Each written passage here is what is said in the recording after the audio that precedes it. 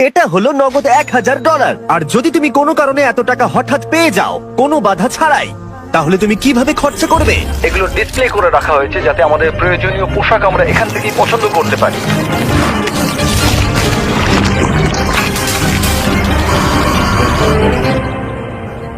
ঠিক আছে, কিন্তু উগান্ডাতে বসবাস করা কয়েক হাজার মানুষ এটাকে অন্যভাবে খরচা করবে।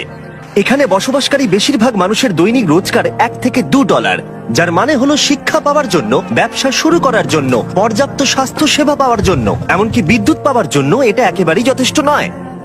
কিন্তু আমি মনে করি এর সমাধান খুবই সহজ, এই টাকা দিলেই সমাধান হয়ে যাবে।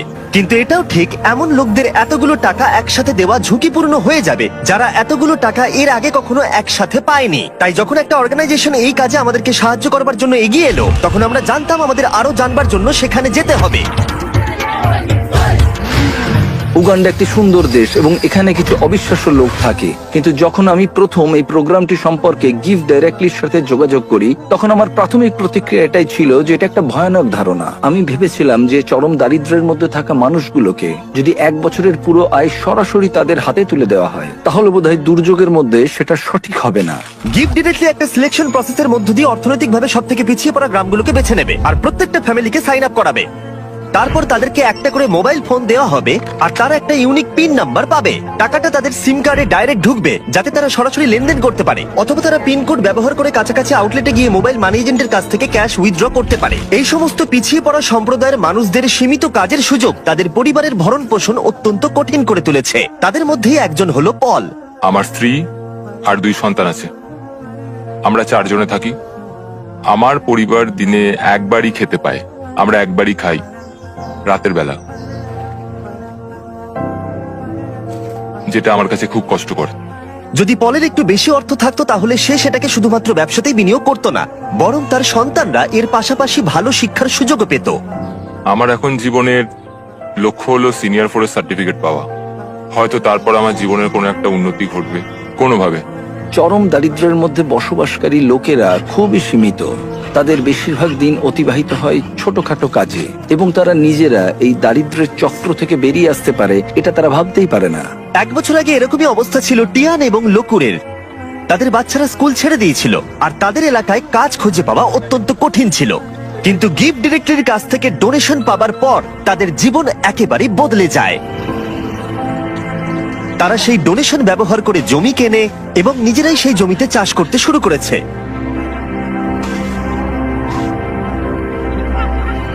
তারা একটা গ্রেন মিলও কিনেছে এবং তারা এখন গোটা সম্প্রদায়ের জন্য শস্য প্রক্রিয়াকরণ করে অল্প প্রফিটও করছে। তারা এখন তাদের সেই প্রফিট দিয়ে নিজেদের বাড়িতে একটি দোকান খুলতে চায়। তার সাথে লোকুরে এখন গ্রামের মধ্যে একটা রিফুয়েলিং স্টেশনও চালু করেছে। এই প্রোগ্রামটি কি করতে পারে তার জ্বলন্ত উদাহরণ এটা, কারণ এর ফলে তাদের ব্যবসা এবং অর্থনীতি দুটোরই উন্নতি হয়।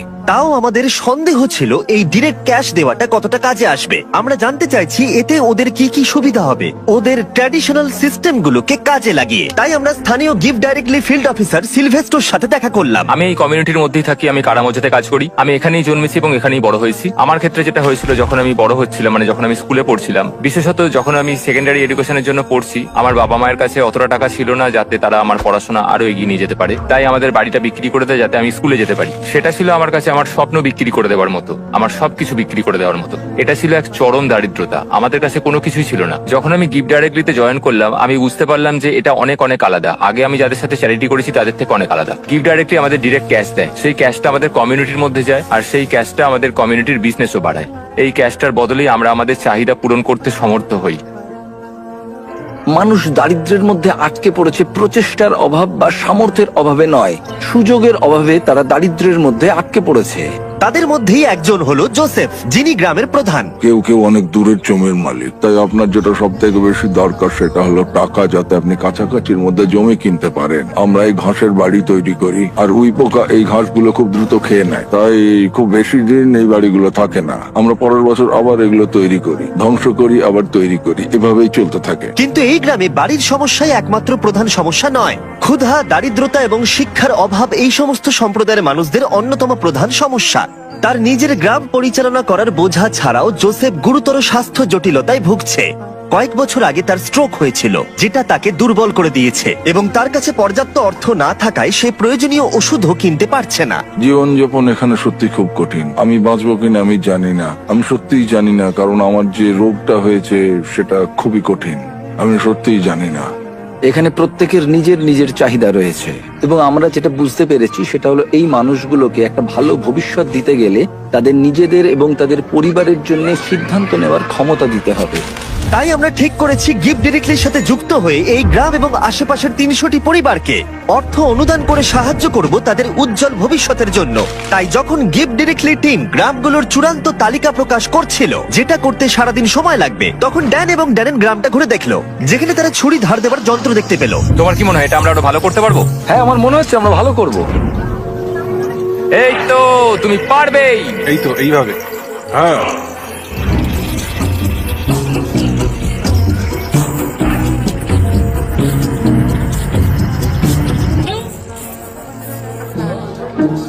এবার এখন এগুলো টেস্ট করার সময়। ওরা কি টেস্ট করার জন্য চিকেন এনেছে? না, ওরা আমাদের জন্য চিকেন আনেনি। আমাদের পেছনে এখন অনেক লোক দাঁড়িয়ে আছে আর ওরা দেখবে যে সব থেকে ভালো কে ছুরি ধার দিয়েছে। যদি তোমরা ফুটেজটাকে রোল ব্যাক করে দেখো তাহলে দেখতে পাবে ড্যারেনকে একজন অ্যাসিস্ট করছে ছুরিটা ধার দেওয়ার জন্য, আর আমি পুরোটা একা একা করে গেলাম। আমি অনেক বেশি প্রফেশনাল ভাই। হ্যাঁ। ঠিক আছে, আর এখন ড্যান এবং ড্যারেনের পালা। আমি চ্যাম্পিয়ন।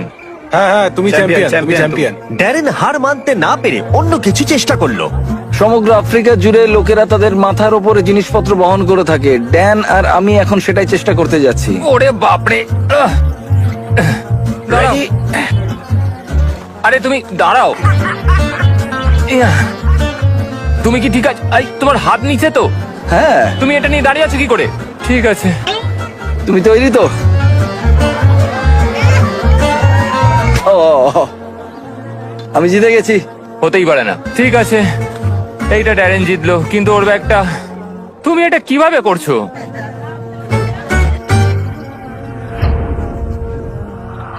পরের দিন সকাল ছিল ডিস্ট্রিবিউশনের সকাল।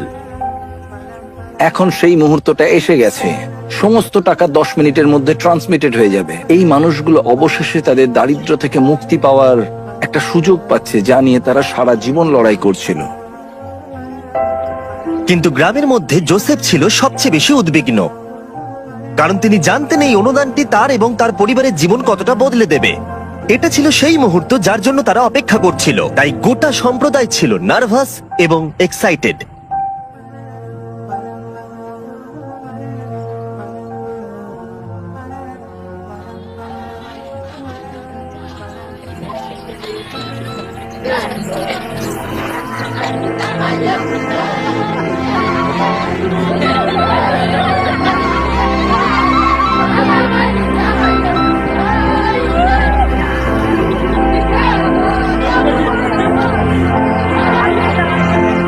এটি অনেকগুলো মানুষের জন্য একটা সত্যি অসাধারণ মুহূর্ত। এটা শুধুমাত্র এই মানুষগুলোর জন্য নয়, বরং তাদের সন্তান এবং পরবর্তী প্রজন্মের জন্যও সুযোগ। গিফট ডিরেক্টলির সাথে যুক্ত হয়ে আমরা এই গ্রামের হাজার হাজার মানুষের জীবন পরিবর্তন করতে সক্ষম হয়েছি।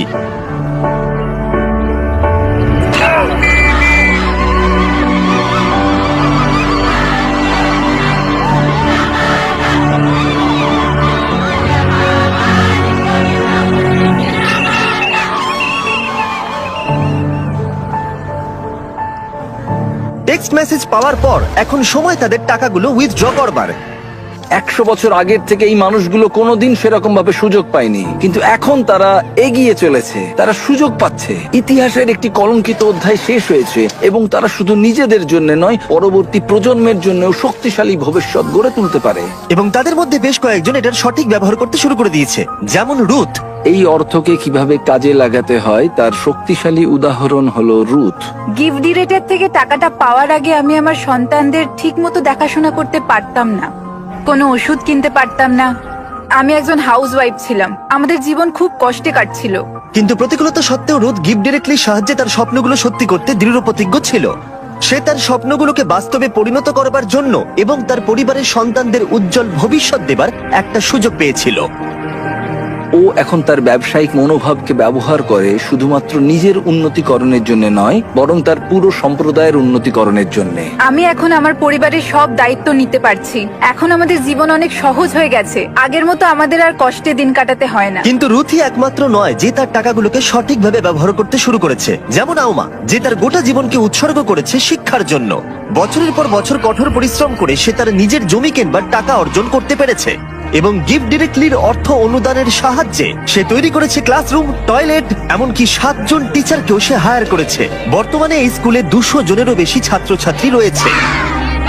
এই অর্থ সম্প্রদায়ের একটি অত্যন্ত প্রয়োজনীয় ফার্মেসিতেও ব্যবহার করা হয়েছে। হাজার হাজার শিশুর জন্য স্কুল ফি এবং ইউনিফর্মের জন্য, এমনকি কয়েকশো পরিবারের বাড়ি তৈরিতেও ব্যবহার করা হয়েছে। এবং অর্থ কিভাবে ব্যবহার করা উচিত তার উদাহরণ হয়ে দাঁড়িয়েছে। এই মানুষগুলোকে সামান্যতম সুযোগ দেওয়া হলেই তারা সেটিকে গ্রহণ করে এবং এটি করতে তারা ঝাঁপিয়ে পড়ে। এটি তাদের কাছে এমন একটি সুযোগ যা তারা আগে কখনো পায়নি। এবং এই ঘটনাগুলো আমার জীবনে এতই ইন্সপায়ারিং এবং মোটিভেটিং ফ্যাক্টরস যা আমি কখনো এক্সপিরিয়েন্স করিনি।